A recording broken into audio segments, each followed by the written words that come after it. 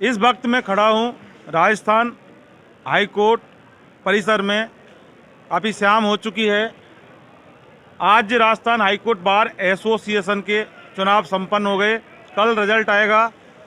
हमारे साथ कुछ वकील अभी मौजूद हैं, स्क्रीन पर आप देख सकते हैं।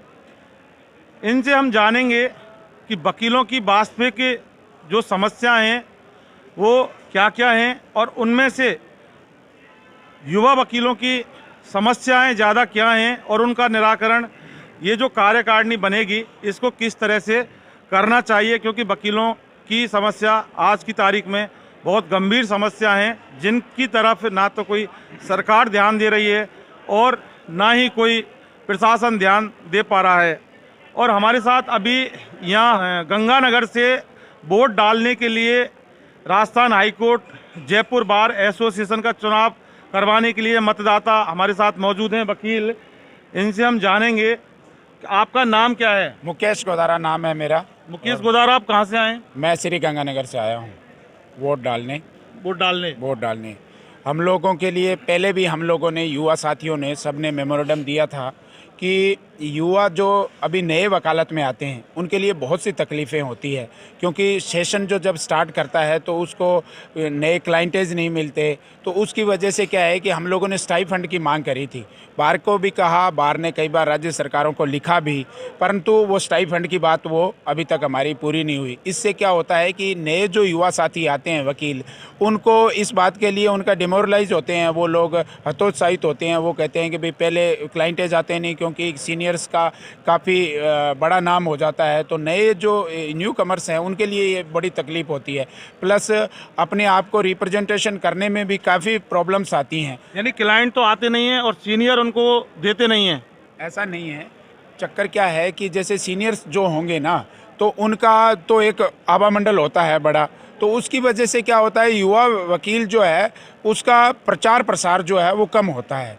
तो इस वजह से हम लोगों ने कहा है कि भी एक निश्चित अमाउंट जो 10 से 1,000 रुपये सरकार की तरफ से उसको मिलने चाहिए, क्योंकि हम न्याय की बात करने वाले लोग हैं। और देखिए, जब आदमी वकालत करता है तो निश्चित ही उसकी 25 से 26 साल की उम्र हो जाती है, और वो उम्र होने के बाद में जब वो उसके अंदर आता है वकालत के क्षेत्र में, तो उसका परिवार भी बन जाता है। तो हमारा यही निवेदन था कि एक निश्चित एक अमाउंट जिससे उसका परिवार चल सके, और एक समय तक, हम कहते हैं कि 5 साल तक उसको स्टाइफंड मिलना चाहिए, और 5 साल के बाद में उसकी दौड़ जाती है वकालत, उसके बाद में चाहे आप उसका स्टाइफंड बंद कर दीजिए, पर न्यू कमर्स के लिए स्टाइफंड अवश्य ही मिलना चाहिए। गोदारा, ये जो चुनाव लड़ा गया है, इस चुनाव में हमने भी कई प्रत्याशियों से बात की थी। उन्होंने युवा वकीलों की समस्याओं के मुद्दों को बहुत ध्यान में रखा है और अधिकतर ये चुनाव उस आधार पे ज़्यादा लड़ा गया है। तो आपको क्या उम्मीद है?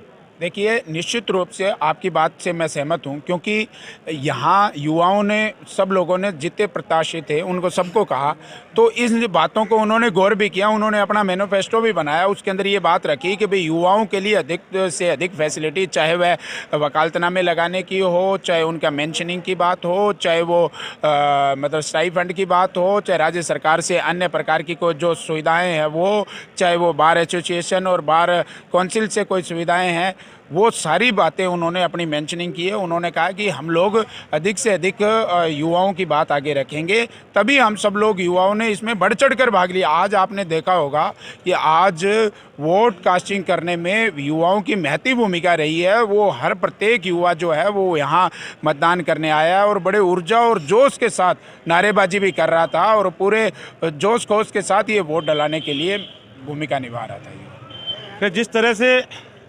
युवाओं से देश का विकास होता है, उसी तरह से ठीक युवा अधिवक्ताओं से भी बार एसोसिएशन का विकास टिका है। और युवा अधिवक्ताओं के लिए जो समस्या हैं वो समस्या और उनका निदान किस तरह से होना चाहिए उसके बारे में बात की। एक सब्जेक्ट और है, उस पर भी हम बात करेंगे। एडवोकेट प्रोटेक्शन एक्ट को लेकर आपका क्या कहना है, क्योंकि अभी तक वो लागू नहीं हुआ है? निश्चित ही एडवोकेट प्रोटेक्शन एक्ट को लेकर बार काउंसिल बार एसोसिएशन ने लंबे टाइम से मांग कर रही है, क्योंकि वकालत के क्षेत्र के अंदर आपको विभिन्न क्रिमिनल्स एक्टिविटीज़ करने वाले लोगों से संपर्क रहता है। तो प्रोटेक्शन एक्ट के वजह से क्या होगा कि वकील को, जैसे वकील यहाँ परिसर में रहता है, हाईकोर्ट परिसर में या जैसे न्यायालय परिसर में रहता है, तब तक तो ठीक है, सुरक्षित है, वहाँ पुलिस की भी सुविधा रहती है। परंतु यहाँ से बाहर जाने के बाद में, क्योंकि आपने देखा हो कि प्रदेश के अंदर इतनी क्रिमिनल एक्टिविटीज़ बहुत ज़्यादा होने लग गई है, तो उसकी वजह से हम लोगों की ये मांग रही है लंबे टाइम से राज्य सरकार से कि एडवोकेट प्रोटेक्शन एक्ट लागू होना चाहिए, ताकि जो न्याय की बात करने वाले लोग हैं, जो न्यायप्रिय लोग हैं, उनकी सुरक्षा नहीं होगी तो प्रदेश के अंदर बाकी शांति कायम कैसे होगी। तो इन्हीं बातों को लेकर काफ़ी बार हमने देखा है वकीलों को धमकियां मिलती है, वकीलों के साथ मारपीट हो रही है। तो इन घटनाओं को मद्देनजर रखते हुए हमने राज्य सरकार से कई बार मांग कर ली है, और अब मैं आपके माध्यम से भी मैं मांग करता हूं कि एडवोकेट प्रोटेक्शन एक्ट जो है वो राज्य सरकार को लागू करना चाहिए। और राजस्थान के संपूर्ण अधिवक्ताओं की ये मांग है, किसी एक व्यक्ति विशेष की या किसी क्षेत्र विशेष की नहीं है, प्रत्येक क्षेत्र की ये मांग है वकालत के क्षेत्र में कार्य करने वाले लोगों की, कि एडवोकेट प्रोटेक्शन एक्ट लागू हो ताकि अधिवक्ताओं को सुरक्षा मिल सके। न्याय की बात करने वाले और न्याय की लड़ाई लड़ने वाले इन वकीलों की सुरक्षा सुनिश्चित होनी चाहिए, इसमें कोई दो राय नहीं है। क्योंकि आज के समय में बहुत सारी आपराधिक गतिविधियां बढ़ रही हैं, वकीलों के ऊपर हमले भी होते हैं, उनकी धमकियां भी उनको मिलती हैं और जान से मारने की तमाम तरह की धमकियां मिलती हैं। हालांकि एफआईआरें भी दर्ज होती हैं, लेकिन ये कानूनी सिलसिला है। लेकिन कहीं ना कहीं होकर इन वकीलों की सुरक्षा सुनिश्चित होनी चाहिए और राजस्थान सरकार को इस ओर कदम बहुत शीघ्र उठाना चाहिए। सहयोगी मतीश पारिक के साथ में जितेंद्र शर्मा।